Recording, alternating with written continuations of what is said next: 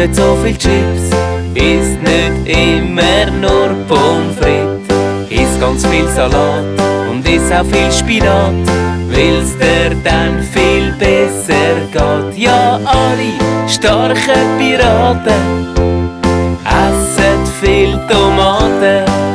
Ja, schlaue Mädli und Bübli essen Äpfel und auch Rüebli.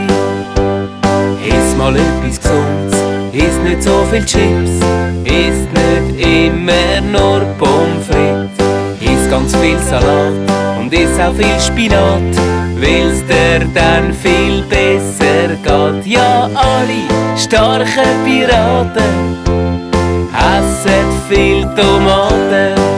Ja, schlaue Mädli und Bübli essen Äpfel und auch Rüebli.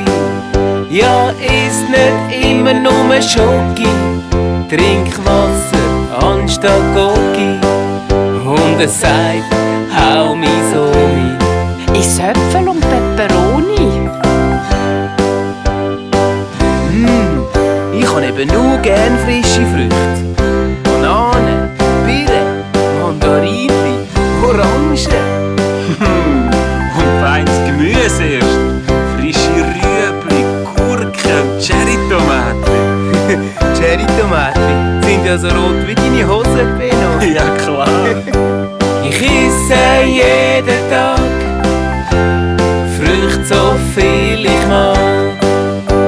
Ich esse jeden Tag Früchte, so viel ich mag.